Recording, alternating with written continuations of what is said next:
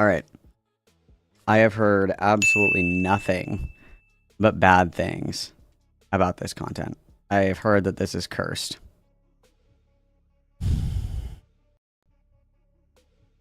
Let's just give it a go. Let's just give it a go. Let me get solitaire. I need comfort. I need my comfort solitaire. Okay. What's up, bunny? How's it going? All right. All right. Into the abyss. Into the abyss.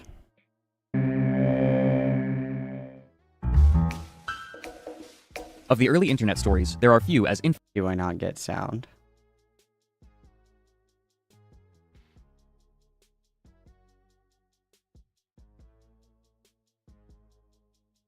infamous as the Final Fantasy house, though the crack made a long... What the fuck?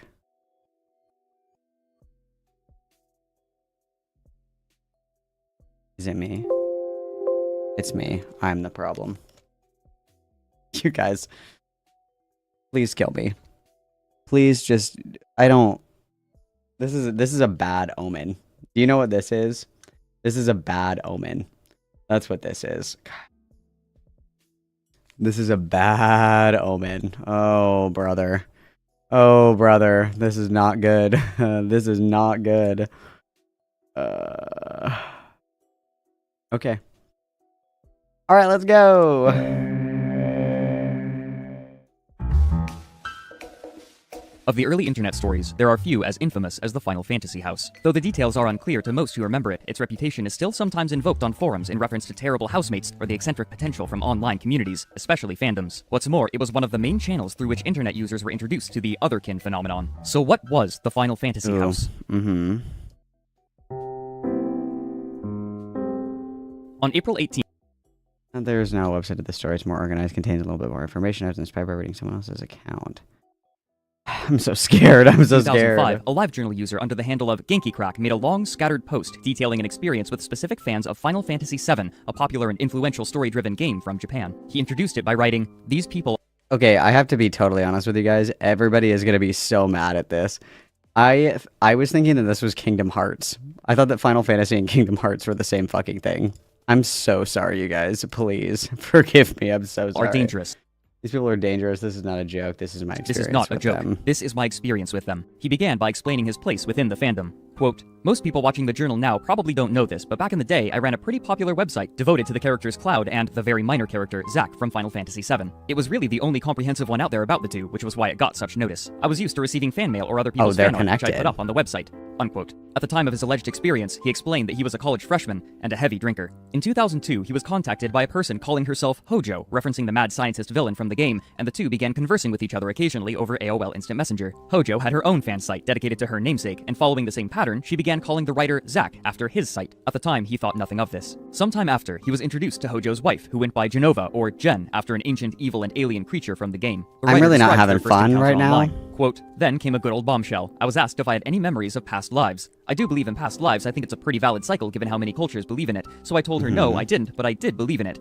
I should never, ever have said that. It was like inviting the vampire into my house. Jen's attack was swift and sure. She began in a flurry explaining things to me, how there are alternate universes. Do you grant me that? Sure, there could be. And in those universes, maybe, just maybe, video games actually happen. I thought it could be plausible, because I like imagining anything's possible. Through all of this and all this flurry, she tells me that she thinks in a past life, I was Zack from Final Fantasy VII. Think about it, she said. You're both country grown. You both have that instinct of dragging off friends who could be left behind. You take a bullet for someone, right? You say you don't believe in magic or any of that, and he wanted to be a mercenary. For all of his 5 or 6 lines, you have a similar speech pattern. You even live in a basement like he was locked in one, and you hate it. Addle your brain with freshman idiocy and vodka, and this will suddenly make sense. Sure, maybe I'm not him now, I said, but it was possible."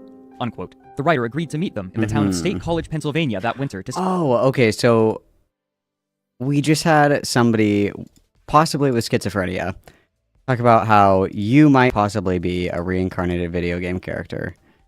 And instead of thinking, wow, that's really fucking weird, you're like, I have a great idea. Let's meet in real life. What could go wrong? I'm obviously not victim blaming here. You know, I have no idea where this is going to go. I truly have never heard of this before. So this is like, I don't even know where we are right now. But I personally would take a very big reprieve before I decided to meet this person in real life after trying to convince me that I was a Final Fantasy character in another life. That sounds a little weird. But that's just me. That's just me. Okay. Stay at their apartment a week before Christmas. He was met at the bus stop by Hojo, wearing a lab coat, who escorted him back to where they were living. Quote, when we arrived at the... And then you went over to their house. Ooh. Maybe this is the woman in me, but you should never go over to somebody's house for like a first encounter. That's where the rape and murder happens, is when you go over for the first encounter. And also, mind you, after schizo posting. So right now, I feel safe at least. I feel really safe right now because I would never be in this situation. So right now I feel safe.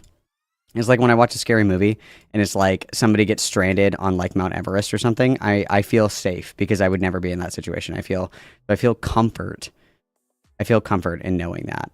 So apartment, Jen, who insisted I call her Genova and would often refer to herself as Jenny Nova, came storming up to Hojo and I, screaming in Hojo's face. I have no idea what it was about. She was wearing a purple skirt pulled up around her breasts. It looked like she had just got out of bed, and I was, to say the very least, intimidated. About 3 seconds later, she whirled around in a quick change. Suddenly, the nicest person ever, whatever she was mad about, was out the window. About this time, I started to realize, though, Jen wasn't role-playing when she talked about her children and other selves. Jen is what the internet calls a soul bonder, or in other words, batshit loony. She believes she has a lot of people living in her head talking, and when she wants to take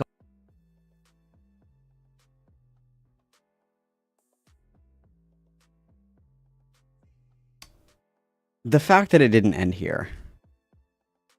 The fact that it didn't end here, I think. on a personality that best fits a situation for her personal gain, she acts one out. I.e., if she wanted to get sympathy, she would raise the pitch of her voice and pretend to be an innocent child. Unquote. Despite these Wait a second. Has anyone ever seen a picture of this person in real life? Can we confirm or deny that this is Poppy? Because this, I don't know. This sounds very familiar. occurrences, the writer's overall experience was positive, and he would frequently return for visits, each time paying $300 for a bus ticket. With every visit, he would meet someone new, many of them soul bonders themselves. Jen would frequently ask for money to buy food, and the writer would relent, feeling a sense of obligation. She would also attempt to help the writer and others grow more attached to whatever Final Fantasy character she had assigned to them. This was achieved through various means, including pantomime. Is this just like gay astrology? Is this astrology for gay people?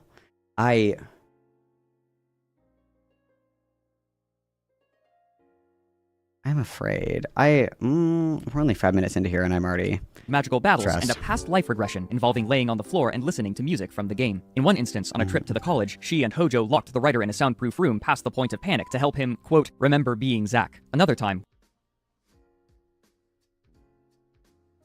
Is this like actually real though? Or is this like just some random fucking person? Because if somebody locked me in a room to try to get me to have like a fucking Code Lyoko like fucking alter switch into my Final Fantasy persona, I think that I would call the police.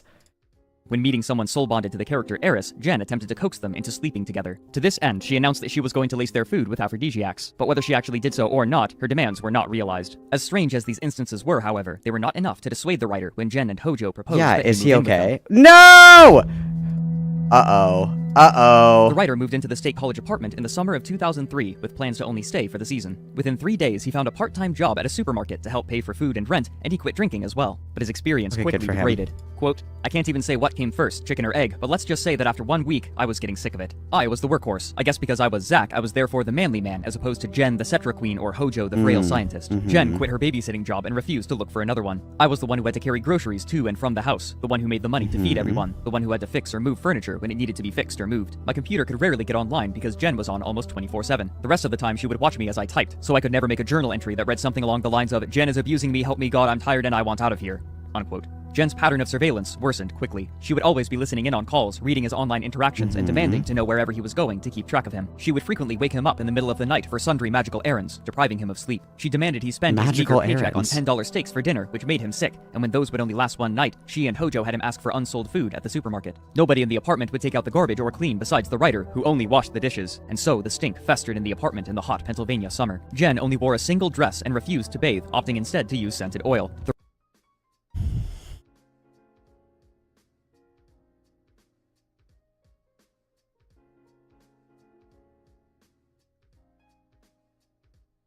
I'm getting like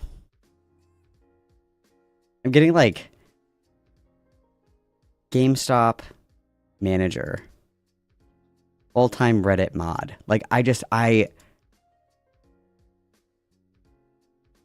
for my sanity, I have to believe that people like this aren't actually real.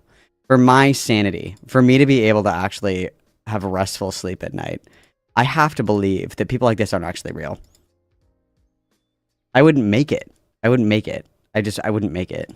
The writer described the smell in the apartment as rotting flesh and a miasma of filth with Sparkle Sunshine Fairy artificial sugar scent sprayed over it. What's more, Jen and Hojo would beat each other loudly and with increasing frequency behind their bedroom door as the summer continued, each time followed by noisy sex. This pattern of starvation, sleep deprivation, surveillance, and social isolation eroded the writer's will, and he began supporting them blindly. For example, while the writer was staying there, Eris grew tired of Jen, and the two had a falling out. The writer described the aftermath. Quote, apparently Eris called one evening when Hojo and I were at the used bookstore, stealing books, yes, that poor, and said she wanted some of her things back that she had left at the apartment. Jen exploded. She called Hojo's cell phone in tears, screaming she was going to kill herself. I believed it. Hojo called Sid and demanded he go over. Hojo called Eris and screamed at her. I told her off too. We rented a taxi with money we didn't have and raced home. Jen, who had been screaming she had slit her wrists, was sitting in the middle of the floor. Sid was draping damp cloths on her wrists. I woke up for a second and knew this was bullshit. I had a problem with self-injury, so I knew very well the sight of a deep cut and the sight of a light cut. I know well knife wounds. Jen had scratched herself, horizontally on the wrists. Maybe it had been with a safety pin or a butter knife. It was not any kind of suicide attempt. At the most, it would sting. But I was still mad at Eris because I was supposed to be. I wrote her nasty emails. I joined them in bashing her. I ignored her when she came to pick up her stuff, even though she obviously wanted to still be friends with me. I regret that now because we never reconciled then. Maybe if I had got a clue and tried to get out with her, things would have turned out different. Unquote. Soon he was left with no money to leave and no confidence to ask for help. Even when he attempted to talk to his father at a payphone, Jen would go hunting for him. Then, when the filth in the apartment grew unbearable, Jen and Hojo asked their landlord if they could move to a smaller single-room apartment, further increasing their proximity. The writer was the one to move the boxes. Idea. Soon after the move, the supermarket cut the writer's job to 1 hour a week. But even so, Hojo took all of them out to buy new things for the apartment, implying that she had been hiding money away in order to make the writer pay for things. Here, as they did many other times, they fought publicly. However, there was one person from the circle of friends in town who had consistently helped to stabilize the writer's mental state, a person who went by Sid, also a name from Final Fantasy, though the author describes him as having, quote, 1 foot in reality. He wrote, Sid occasionally would come over. When he did, I was glad because it was someone else. But he was and still does have his dickish moments. Jen would make these the be-all end-all, and Renee would back her up. I began to think he was like that all the time and didn't want to hang out with him when he was gone. Once he came back, they had to restart the process of brainwashing me all over again.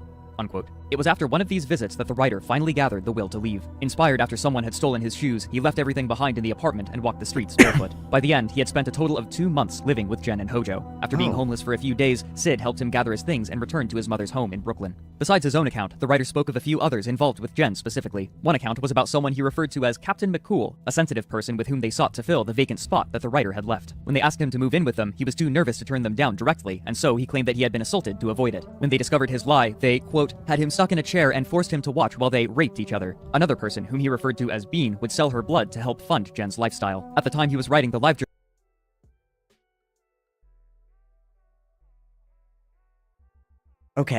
post, she was still living with them, but stayed in the attic and was forced to remain as quiet as possible. The writer expected some people in the Final Fantasy community to see this, but he couldn't expect the sort of attention it would receive.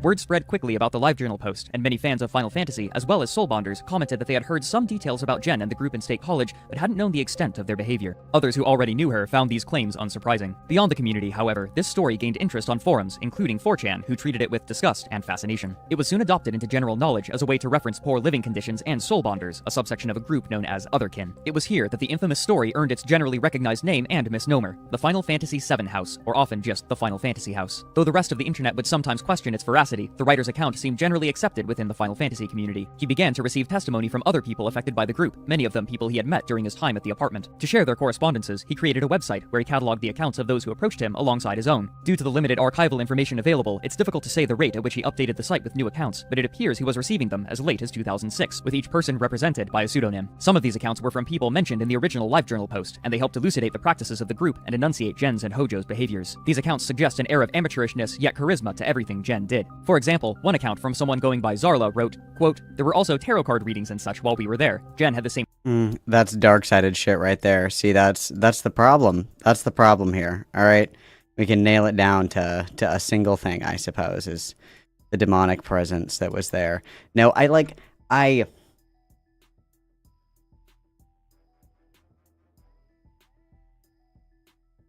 to think that I'm smart enough to not fall for this, but I don't know, and I don't know. It's like, what? Okay, I'll be real. I could probably get indoctrinated into a cult. I probably could. Definitely not this one, though. Definitely not this one, though. Like, it's possible. I could I could probably get indoctrinated, I'm sure, and like join a crazy cult. I'm sure that could happen. That's not outside of the realm of possibility, you know? This one, absolutely not. Like, how does that...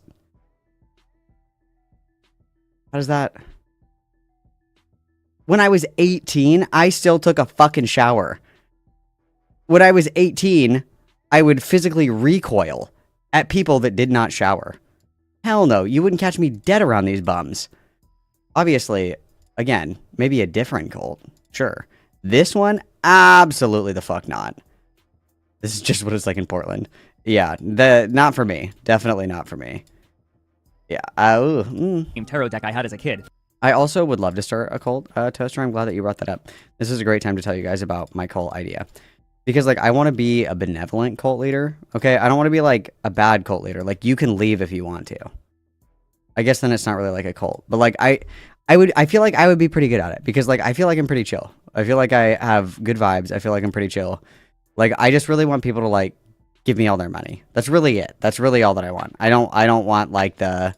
undying allegiance, or like I don't, want the electric Kool-Aid or anything like that. I'm not interested in any of that. But I do want people to just give me all their money and think that I'm like really smart about everything. That would be kind of cool. I would be good. I would be good. I promise. I wouldn't do the electric Kool-Aid. I wouldn't do, any of that shit. And you guys could just like leave if you wanted to. You guys could just like go. You don't have to stay. Like I'm not gonna be like, if you leave, I'm gonna... You just go home if you want to. Call your mom, tell her I said hi or whatever. Yeah, I think that'd be the vibe, Isn't that just streaming? I'm halfway there, I guess. Fuck. We're almost there. LOL. The tarot of the cat people, and she told my fortune using the exact same method outlined in the little booklet that came with the cards. I can't remember anything really specific about the readings, except there was always mention of something coming after me or something, thus the coughing. If I remember right, later we were playing with a Ouija board and that something or someone... It's because they're not Christian. That's what's going on, you guys. It's dark-sided. She's not a Christian! Ah! That's what happened. I completely understand. I'm going to pause for a minute because this alert is going to play. And not only is it going to scare me, it's going to interrupt my train of thought. So I'm going to pause for a moment. Do a vibe check.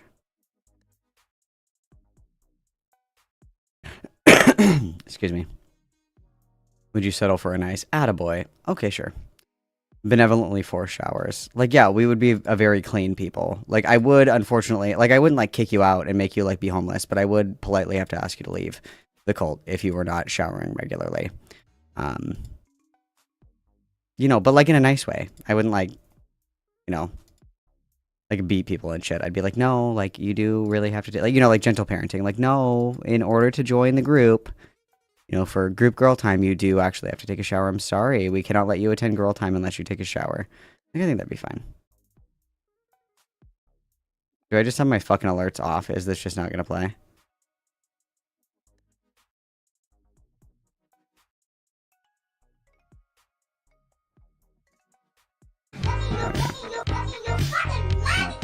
C'est donated de $5 au super chat. Oleil Malcolm. Thank you, Slay. Yes, let's go. We're doing it. We're doing it. Well, that's the point, Lost Coyote, is that it's not strangers and randoms. We're a family, Yeah. Interesting. I just,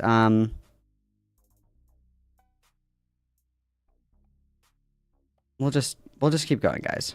Was again trying to contact us. Unquote. These accounts would also unanimously support the assertions about Jen from the original writer. One of the oddest entries, however, was an open letter prefaced by the LiveJournal writer. Quote, the following was taken from the Wayback Machine. It is posted without consent of the original author, and I want to make that damn clear. She has nothing to do with it being here, so don't involve her. It is being backed up here due to the fact that it contains some current information that I felt should be edited out, like names or references to other people uninvolved. As far as I know, the original author is now happily farming turkeys in Idaho. Don't hassle her. This was written in 2003. The article itself is apparently written by another active member of the soul bonding community, though clearly no longer associated with Jen, under the pseudonym Candy Wrapper. The introduction to the letter reads, Genova, when I became your apprentice, you told me to shut up and not argue with you. Apparently, a sorceress is supposed to be a creature who blindly accepts the opinions of the authorities, even when she firmly believes that they are wrong. From this, I learned that when Jen says something I disagree with, I need to nod and make agreeing sounds anyway. Otherwise, we would have to fight every 2 minutes, and quite frankly, saying what I thought wasn't worth the hassle. I am not, however, your apprentice anymore, and I am free to say what I think. And I will, because it's a relief to say it, even if you aren't reading this. I do not actually give a crap whether you read it or not. It will hurt your feelings, and you will care that it happened, and I don't. You have have been warned. The letter is structured as a list, and the first item reveals the name of Jen. You do not look like any Final Fantasy characters. You look like Jennifer Cornett. End of story. Oh. She shared some of her thoughts on Hojo and her relationship with Jen. If Renee does not go to class and do her homework, it will be difficult for her to pass those classes. Then she is no closer to graduating. Until she graduates, it will be hard for her to get a job that makes more money than she gets now. This is called capitalism, and it's a bitch. No one likes it, but no one has come up with anything that works any better. Renee always has to call off work or skip class to give you attention. She does this because she loves you. Love makes people do irrational and reckless things. This is one of them. That does not make it a good idea. You are wrecking Renee's life. It is wrong to do so, even if you have her permission. A few other choice lines read, "You have no money because you keep spending it on things you want. Anything you want is not automatically a magical item. There may be potential magic in everything, but then there's magic in things you don't bother to look at. Things you..." Guys, I really need a new desk. Because the magic. I really need a magical new desk. There has to be like some kind of name for this phenomenon. It's like when you're like 8 years old, your imagination is like overactive, and you know, it's like fun to play pretend.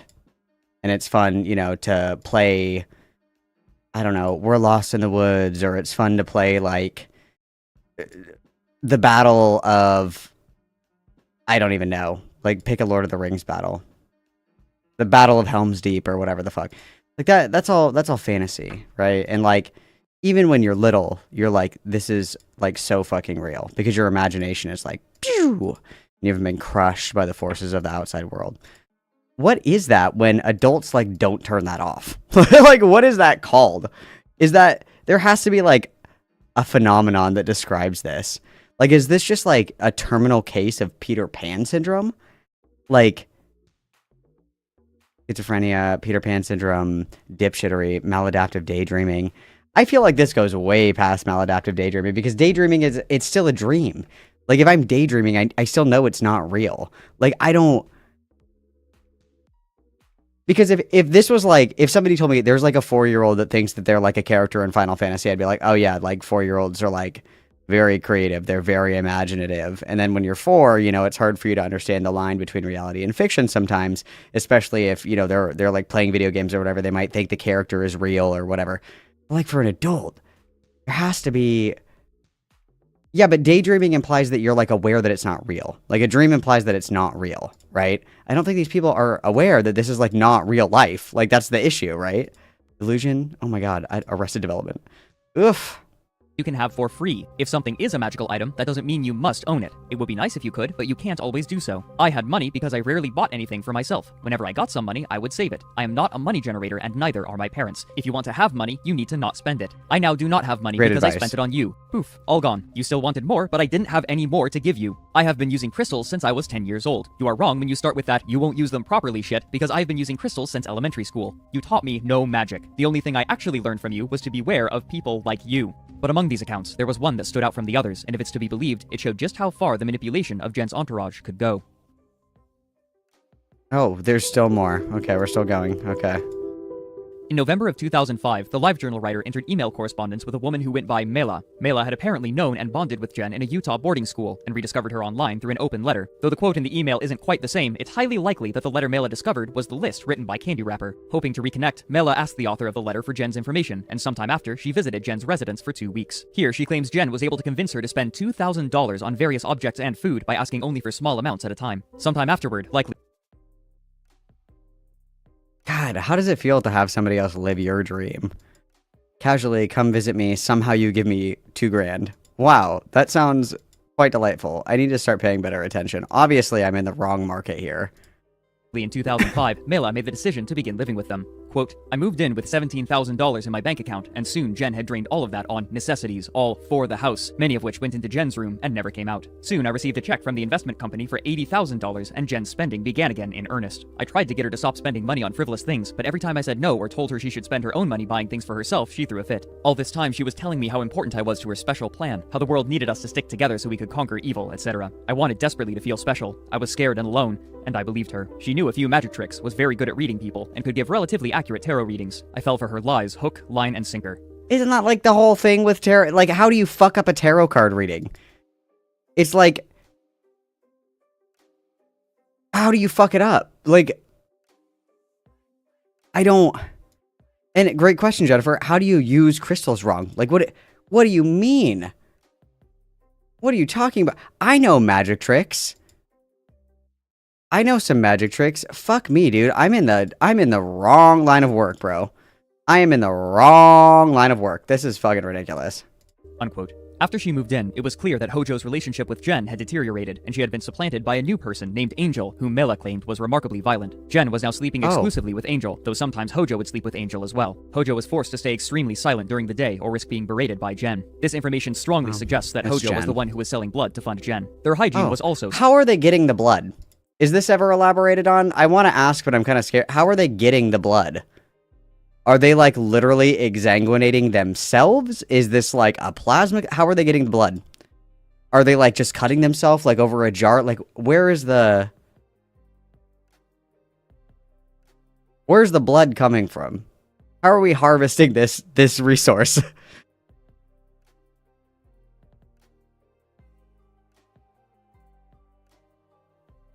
I'll have to show you guys my magic trick sometimes. Maybe I'll hypnotize you into giving me money. Are they donating money? Or donating money? Are they donating blood? Because it sounded like they were literally collecting jars of blood and, like, giving them away. Okay, okay. I apologize. Okay.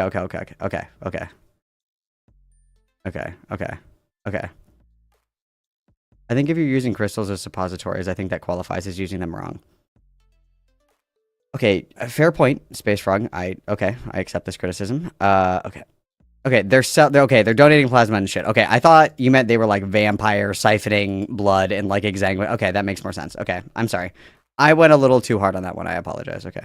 Still abysmal. Quote, "Oh, how Jen smelled. Angel was much worse, though. I don't think that girl ever bathed. They just kept adding perfume. And Jen's purple skirt/dress stinked to high heaven. That was until I made her other clothes to wear." Jen, during this time, was apparently made aware of the LiveJournal writer's website as well. At some point, it appears that they moved somewhere new, and it was here that she claimed she was beaten on multiple occasions. Once, during a dispute, one of them grabbed onto Mela's hair and started slamming her head into the floor, while Jen and Angel beat her with their fists, then sat on her and attempted to choke her. Finally, she passed out from the head trauma. Jen would later convince her that she had attacked Jen first, then blacked out. Eventually, Mela would tolerate no more, and she kicked them out. Much like their apartment, the house was left a mess, which Mela documented with photographs. They also had stolen numerous objects upon their departure, including board games, fabric, and a set of corsets, though her demand for back payments of rent, quote, in excess of 10K, is suspiciously inexact. While this account is consistent with other reports of the group's behavior, there was no method by which anyone could verify the veracity of any of them, instead leaving only the word of the writers. Alongside this, the author would finally reveal the faces of Jen and Hojo. In the frequently asked questions section, he wrote, I'm "Is this scared. photo Vincent/Jen? This is gonna put me over the 90% edge. of the time, no. This was Jen in 1999. She got fatter and dirtier.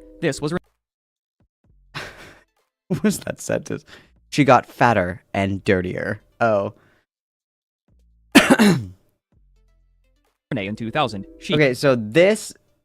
Wait, is this her? Are these both her? It looks the same. In response to this attention, Jen and Hojo began to frantically delete most traces of themselves on... No, this one's Hojo, right? Right? Hi, this is Jen, and this is me 4 months on testosterone. This guy looks like he smells. She looks kind of normal.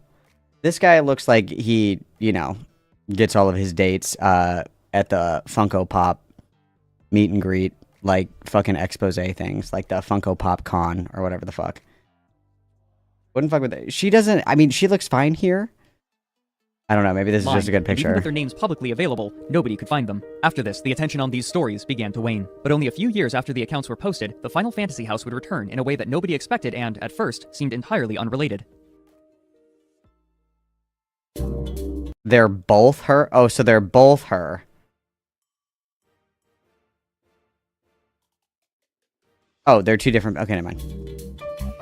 I'm On July confusing 15, myself. 2008, a LiveJournal user by the name of Dragon Tiger Claw wrote a post entitled Insane Housemate Part 1 and published it on Housemate Horror, an open, moderated page where people could share their stories of bad roommates. The opening reads, quote, "I used to live in an awesome situation in SoCal until the housemate from hell moved in. Fortunately, she has left, but the bitterness remains on my tongue. It is a saga that can only be told in pieces. Please bear with me. In the cut, you will find Part 1 of the saga involving the girl who believed she was a video game character."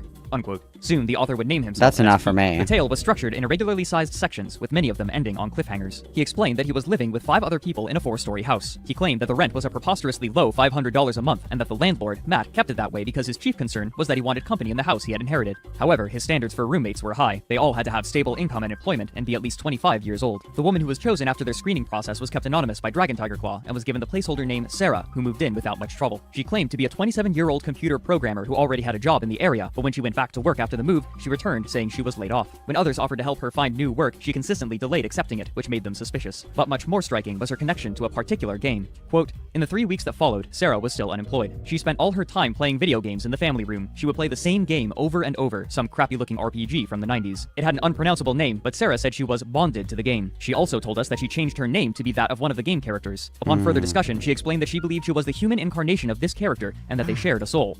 Unquote. Pete refused to reveal what. All right, girl, go ahead and pack your bags. This is not gonna fucking work out. That's some freak shit. Go ahead and get out of my house. Okay, thank you so much for your time. Okay, bye-bye. Like, help me. Character she was claiming to be, however, since it would be identifying information. This game would, in the second update, be revealed to be the Japanese RPG Suikoden, released in 1995. Soon afterwards, a friend of hers came to visit the house. She also believed herself bonded to a Suikoden character, specifically Sakurai, oh god, since Pete could neither spell nor— Dude, you bring over another girl and she has the same ailment. Oh no, bro, get out of my fucking house. or pronounce it, he simply called her something. After spending a week together playing video games, they picketed a barbecue that the rest of the housemates were having. Though they had been given vegetarian options to join, they refused on moral grounds, denouncing them for— Imagine having a party at your house and your roommates protest your party. What? Not even they just don't come. They show up to your party with, like, signs. What the fuck? That's fucking bizarre. Okay, damn, what the hell? eating meat. After they were aggressively told off, they were asked for a house meeting, which took place in March, to discuss whether or not Sarah would be allowed to stay. Sarah attempted to explain herself. The answer is no. Sarah lifted her head and started to talk. She started with, I am sorry, but you have to understand where I am coming from. She also said, lots of people can't understand me because I have such a high intellect, it is beyond their grasp. Excuse us. You guys are just too fucking stupid to understand why I can't get a job, okay? Damn. Giga Chad. For being sane, bitch. Unquote. They eventually learned that she had used friends' help to get past the screening process. She had never had a job in California, was from the East Coast, and used a friend's address to get a California driver's license while another posed as her boss. Matt allowed her to stay until May 1st, since she had already paid for April. Sarah, however, wasn't willing to leave so easily. Uh-oh. That sounds not good. By this point, numerous readers had become enraptured, begging for updates to what they had come to call the Sarah Saga, and many returned daily in hopes that a new part would be posted by Pete. In response to the pressure from Matt and the rest of the house, Sarah isolated herself in her room, with Sakurai acting as a go-between. She would only leave it in Sakurai's company. However, this didn't last long, as Matt was able to pull a favor from a psychologist friend to get her treatment for free, and he managed to convince Sarah to attend. Soon, she was on medication and was interacting with the others on a more normal basis. Good it for was during her. this time that they discovered Sarah's true form of income. Quote, she said, plain as can be, I have people offer me donations on my blog so I can spread the news of my religion. Her religion being that she is actually a male video game character from a game that came out in the 90s. What? So there— You guys, I could do this. Why? Like, I could do this. It's just so fucked up. I hate it when bitches like this are making money doing fucking nothing. I can do this. I can help you guys convert to the Church of Malcolm. Like, this is such bullshit.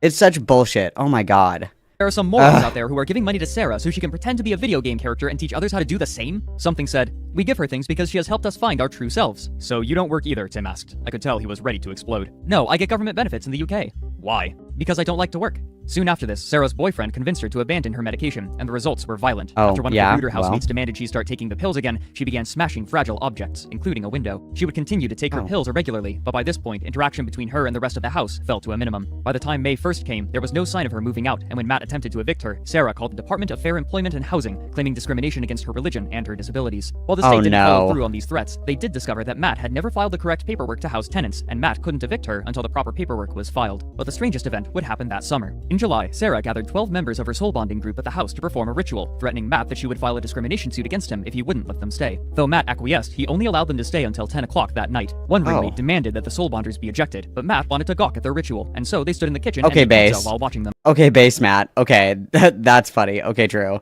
Yeah, you guys can stay into your weird little ritual. I just wanna watch awkwardly, and then you guys have to leave. Okay, based. All right, Matt, go off. Pete describes the ritual. Quote, Sarah came downstairs, dressed in a white dress. She kept glancing at us. Oh. Something stood between her and us so she couldn't see us, I guess. And she began talking. She talked about how this was Betty's awakening, and how Betty was now going to finally realize her potential by harnessing Betty. the soul of a video game character. I couldn't stand Okay. it. I started cracking up. The rest of the housemates started cracking up. This was better than any kind of TV you can imagine. See if you can picture It would be highly entertaining. What does this one say? She started screaming at all of us, calling us racist. Now, I didn't know how being a soul bonder is a race, but okay. Then we were called Nazis. Oh, that's lovely. I guess if you're sane and don't believe you're a video game character, dragging wart on someone's ass, you're a Nazi. I mean, wow. Okay. all of these nut jobs kneeling around the altar as the video game played its music in the background. Sarah stood over them. That's so funny. And this is like the early, what is this? This is the early 2000s. They just had the fucking thing on the TV. Just playing on a loop, the intro music playing on a loop. Oh.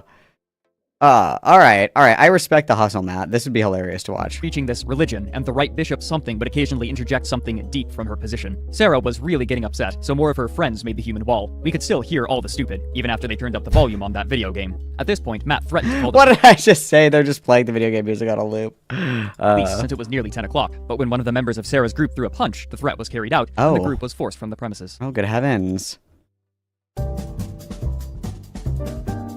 After this point, other members of the house would share some of their experiences, but as they did, readers grew more suspicious. Before this, many people had been doubting the veracity of the claims made by Pete, but when the other housemates began to write in a similar fashion to him, it made them even more dubious. These disagreements eventually spiraled into arguments whose full scope was not archived before being deleted, but they were apparently severe enough for the moderator of Housemate Horror to write a post regarding them. Also in this post was a surprising and unexpected piece of information. Quote, Tim, Pete, and Carrie, aka the people posting from the account Dragon Tiger Claw about the Sarah Saga, may be as they say they are, different housemates of Sarah, or they may be the one person doing a little creative writing experiment. Basically, I don't give a crap. The posts have been amusing and entertaining, and anyone who doesn't think so is not being forced to read them, so please do not complain. Farther down, the mod continues. It has been brought to my attention that a post was made by someone who was claiming to know Sarah, and that the posts made by DTC were false and harassing blah blah wah blah. This same person, Jay Eckhart, sent me an email before they made that post, requesting IP address information on the poster of the Sarah stories in order to catch the culprit making these false and harassing posts. I declined, as I do not think giving out personal/identifying information such as IP addresses on members of my community without their permission is really a good thing to do you? Also, I have no proof that this person is really representing Sarah or that the posts made about her are false. I have no proof that they are true either, but until I get proof either way, I think the best thing is to not take any drastic actions. They requested I not tell DTC about them contacting me, and I intended not to, simply because it was the most neutral action to take, but then they made that post and made their intentions public. So I feel fine with telling you all, including DTC, about the email now. But meanwhile, elsewhere on the internet, other people were having their own discussion about the Sarah Saga, and they would quickly discover much more than they first expected.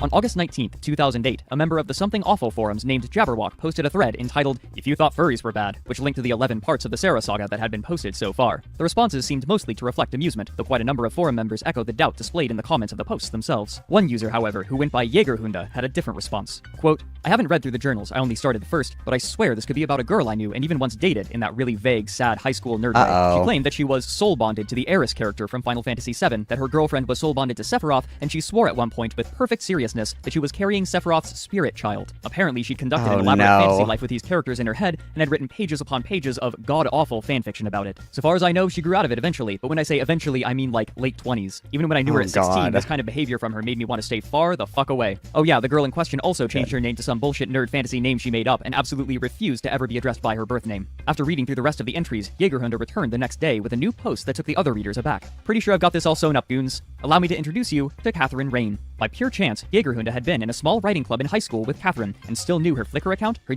This is, I feel like girls who are into like crazy shit like this, it's very odd because usually guys that are into this shit are like not good looking guys at all. I find it interesting that like the girls who are into this weird shit like are actually like not bad looking at all. But usually the guys that are into this stuff are like, wow, what is going on right now? Like, I wouldn't guess. Like, if I saw this girl, like, at the mall in, like, a regular shirt, I would never guess she has the soul of a Final Fantasy character living inside of her. I wouldn't know. You know, like, it's just, how many of these people do I walk by a day? You know, it's concerning. It's concerning. How many of these people are in my life every day? I don't know. And I don't like it. DeviantArt account and her LiveJournal account. They also discovered the Flickr account of someone cosplaying as Sasarai, who had numerous pictures of both herself and Catherine. One of these images credited her as Catherine Silverberg, Silverberg being the surname of a family of characters from Suikoden known for their tactical prowess in war. Other photographs had Catherine in a white dress, something that Sarah had worn in the Sarah Saga. But the most telling piece of evidence Jägerhunde discovered was legal paperwork of her name change. By It's her flat hair that gives it away. Okay, go off. searching for her name in the county archives, he was able to discover her court schedule for when she legally changed her name. Though the accounts of Pete and his housemates were still doubted, the identity of Sarah seemed almost certain. They also were able to track down the website that this soul bonding community was using to proselytize curious internet users. Another person rediscovered the pamphlets that they would hand out at conventions. Part of it reads, "The runes are devoted to preserving the natural order of life. While it can't be denied that their bearers have often experienced great hardship as a result of bearing the runes, we know that this is due to inexperienced bearers with no magical training, suddenly and unexpectedly receiving the rune's gifts." That would make sense to me. If the bearer is not magical, I would understand that the rune wouldn't like that. I'm starting to get it, you guys. I'm starting to get it, okay. No knowledge of how to live in harmony with these powerful entities, they can't control the vast forces raging in turmoil inside themselves. But if people were taught to listen to and understand the runes, we could have the healthy, positive relationships with them that we were always meant to have. The end of the pamphlet encourages readers to contact Bishop Sasarai. After looking through the information on the Final Fantasy house, Jägerhunde made another assertion, that Catherine had also been deeply involved with Jen and Hojo. He believed that she was in fact both Candy Wrapper, the person who had written the list on the website, as well as Eris, the apprentice that Jen had lost. Catherine had also been attending the University of Delaware during the events of the Final Fantasy house. Okay, that picture I can kind of see it a little bit. But, like, I don't know, I would never assume. A 2-hour drive from State College. It appeared that, after these two distanced themselves from one another, Catherine began her own soul bonding community based on... Okay, I'm seeing it more now. I don't know if it's because her outfits and pictures are getting, like, more unconventional. But, like, I'm seeing it now. the Suikoden games, gathering followers over the years, though the evidence... This is like a... What was it called? The Martin Luther fucking... What was that called? God, my brain is just... Martin Luther and the... You know, he nailed it to the thing. The schism. What the fuck did he do? What did he write? That guy. It's like that guy, but with your rune, your fucking weird rune cult. I don't even, oh god. I just said, I'm hurt. I'm hurt. I'm in too much pain. I'm trying really hard to learn. I'm trying really hard to keep up, but I'm struggling. The manga carta. Thank you. Jesus Christ. Even the two was circumstantial, the specificity of it left little doubt, and this revived interest in the Final Fantasy house enough that new people were again discovering it. On August 22nd, just 2 days after Jägerhunde had posted about Catherine, he made another post saying, quote, "Took a day off, everyone. I don't really have anything more to add, except to mention to everyone that I've become aware that our protagonist is now aware of this thread. Say hi, everyone." Gleefully, the rest of the forum members began to post messages to Catherine, mocking and teasing her, claiming to be soul bonded to any number of characters. Is this like old school Kiwi Farms? Is that what this website is? Or is this something totally different? Am I also missing this one? I'm trying really hard to follow along. I'm trying really hard. Oh, the 95 theses. What the fuck? You guys are gonna make me Google this? This is ridiculous. You guys are actually gonna make me Google this.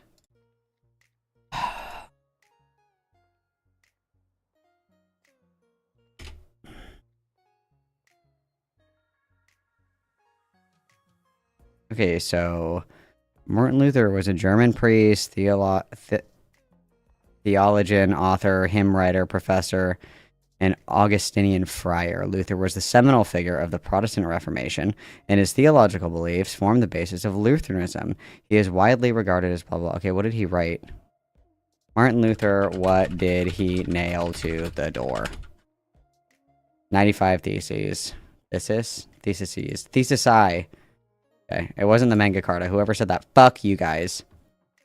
Or objects. That same day, however, an update was posted to the Final Stop Fantasy gaslighting House me. website. Quote, "I updated some stuff to make it slightly more legible. Evidently, housemate Horror's Sarah is not Rain Crystal. This comes to me via the writer of the Sarah Saga. If you think he's lying or that I'm lying, that is your own business, but that is what he told me." Why don't you guys call the fucking cops? I'm dyslexic, okay? You're gonna do this to me 2 months after Pride Month? It's common knowledge that I can't read. I don't know why everyone is acting surprised, okay? That you have been knowing that I am Jared. And I cannot read, okay? Assholes. Rain Crystal's behavior. See, I could never have a cult with you guys. You guys are too mean to me.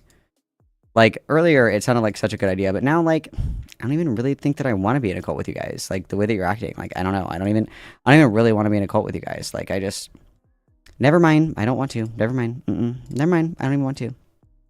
Bond nuttiness, getting money for it, etc., is similar enough to Sarah that she is harassing the writer to stop posting his lies about her. As such, I still think she's worth warning people about. I am sorry, but based on my experiences and the experiences of others, soul bonders are dangerous freakos. Unquote. The next day, Jägerhunde had a Probably. strongly worded reply. Quote, "This is actually a goddamn lie. Greta is a litigious-loving nut, and it sounds to me like housemate horror dude is doing damage control. I don't blame the Final Fantasy VII house author, since he's probably taking it simply on faith that our housemate horror author is telling the truth. But he's not, and anyone who's read this far through the thread should see through this pathetic obfuscation pretty easily." Unquote. In response to one person asking for clarification, Jägerhunde replied, "It would be irresponsible for me to say that Greta and her friends have their collective panties in a wad about the housemate horror thing and have been pressuring the author to recant, so I won't. I'd like to add that it's possible that the housemate horror author is a very elaborate troll, but even if he is, this is clearly someone who knows Greta, if it's her, of course, and while I'm willing to entertain the idea that some of the particulars might be fabricated, the fact that anybody, you know, like maybe Greta, has possibly gotten so defensive about a series of stories, which even use false names, says much about that person."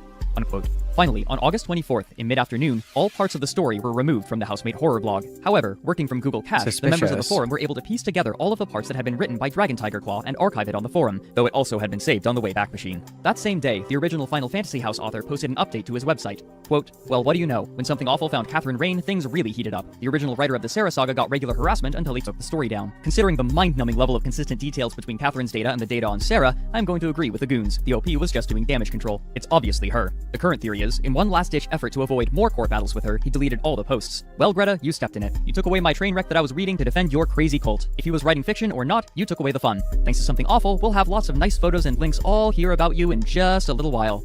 Unquote. This last update remains on the website to this day, and a link to the Sarah Saga thread on Something Awful is provided farther down the page. Now, the Final Fantasy House's website and the Sarah Saga remain as a warning about fandoms taken to their extreme, but they also serve as an example of how the online space collapses the distances between people, so that even old friends with no more existing ties can discover or stumble across one another, with wildly unpredictable effects. Okay, that wasn't as bad as I thought it was going to be. I have to be honest with you. Like, was it bad? Yes. But it wasn't as bad as I thought it was going to be. I thought that was going to be a lot worse. I thought that was going to be... Like, it was still bad, obviously. Like, yeah. But, like, that was... What are these little dudes doing now? What do they do now? What are they doing now? What do they do? They just, like, fucked off, or... Somebody help. What are they doing now? Do they still have a website? Can I join this? Obviously, I would have to pick the character that I am. I would have to do that. But, like, there was an update. When is the update from? Link me. They're out there somewhere. Can I join? Can I send them, like, an email and be like, "Hey, girl, it's me, Naruto. Just wondering if you guys are hiring for a Naruto." I don't know. The problem is that I don't think I would be convincing enough. I think that they would know that I was full of shit. I don't think I could do it. I could try. I just don't know if I would do very good at it.